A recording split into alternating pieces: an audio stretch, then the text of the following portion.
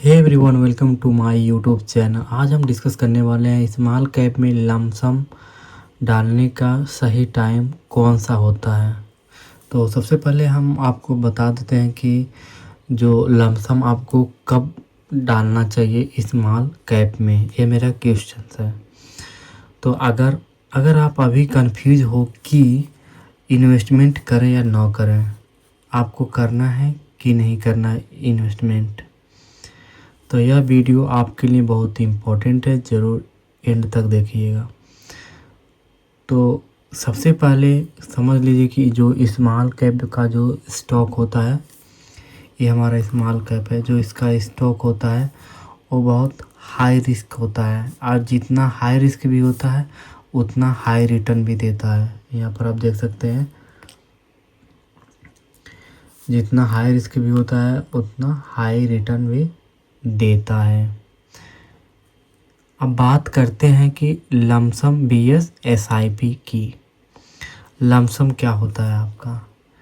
एक जो लमसम होता है आपको वन टाइम में इन्वेस्टमेंट करना होता है, और जो एसआईपी होता है उसको मंथली वाइज आपको इन्वेस्टमेंट करना होता है। सपोज दैट कि आपने एसआईपी कर रहे हैं 1,000 रुपये का पर मंथ, आप कर रहे हैं 10 मंथ, तो आपका इक्वल टू 10,000 हो गया। अगर आपको लमसम करना है तो आपको वन टाइम में 10,000 करना पड़ेगा 10 महीने के लिए, 10 मंथ के लिए। तो ये होता है लमसम। लमसम में क्या होता है, अगर हम बात करते हैं कि मार्केट में, जैसे कि मान लीजिए आप स्मॉल कैप में जो होता है आप उसमें लमसम करते हैं, तो लमसम से कब प्रॉफिट होगा? जब हमारा स्टॉक डाउन ट्रेंड में रहेगा, यानी बॉटम पर जब रहेगा, यहाँ पर आप लमसम करते हैं। आपका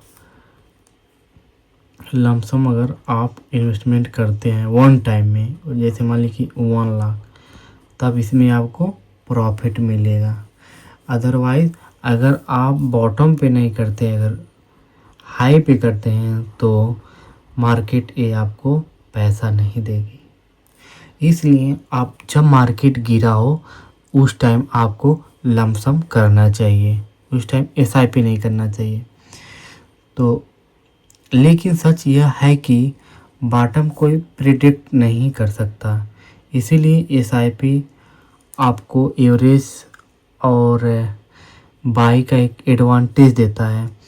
जैसे मतलब कोई प्रिडिक्ट नहीं कर पाएगा, यानी कोई मतलब नॉलेज नहीं दे पाएगा कि अभी लमसम के लिए रुक जाओ कि बॉटम पर आएगा मार्केट या अप जाएगा, कोई नहीं।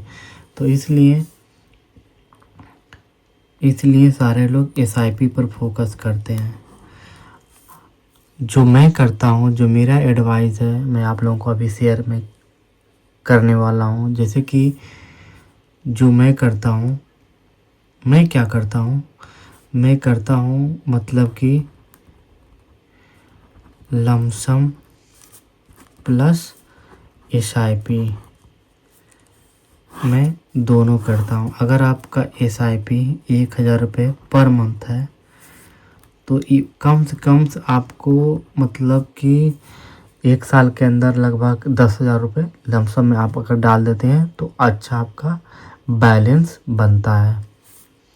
तो आपका अच्छा बैलेंस बनता है। तो बीच बीच में आपको क्या करना है, जब मार्केट डाउन ट्रेंड में हो तो आपको उस टाइम लमसम कर देना चाहिए, ताकि अगर अप जाएगा तो आपका बहुत सारा परसेंटेज बन सकता है, परसेंटेज बन जाएगा। जैसे मान लीजिए 12% मूव हो गया, 10% बन गया, तो एसआईपी में भी होता है, मतलब जो मंथली किए रहेंगे उसका भी परसेंटेज उठ जाएगा, और ए वन टाइम में भी जो इन्वेस्टमेंट किए रहेंगे उसका भी। तो जो मेरा एडवाइस है, आपको क्या करना है, लमसम भी करना है और एसआईपी भी करना है। जैसे कि मैं अभी एसआईपी में 13,500 का मैं कर रहा हूँ, और मेरा प्लान है अक्टूबर में कि ये जो एसआईपी है, अभी मैं थोड़ा प्रॉब्लम में हूँ, मेरा वीज़ा थोड़ा पेंडिंग में है, तो जो 13,500 का SIP है, मैं इसको लगभग 35 से 40,000 रुपये में करने वाला हूँ इस SIP को। और लमसम में मैं डालने वाला हूँ 2 से 3 लाख रुपए। 2 लाख रुपया तो मिनिमम मैं डालूँगा लमसम में। तो जो मेरा जो टारगेट है 1 CR का, वो हम इजी से अचीवमेंट कर सकते हैं। जैसे कि मान लीजिए मेरा अगर टारगेट है कि 10 साल में अगर मैं 43,000 पर मंथ अगर करता हूँ तो मेरा 10 साल में 1 CR हो जाएगा, यानी 1 करोड़ रुपीज़ हो जाएगा। अगर मुझे जल्दी में करना है तो बीच बीच में हमको लमसम में पैसा डालना पड़ेगा। जैसे कि मार्केट अगर डाउन ट्रेंड में आता है, बॉटम पे आता है, तो हम वहाँ पर 2 से 3 लाख रुपए एवरी ईयर डाल सकते हैं। It is a possible for me. तो आई होप मेरा वीडियो अच्छा लगा हो तो मेरे चैनल को सब्सक्राइब कर दीजिए, लाइक कर दीजिएगा। Thank you so much.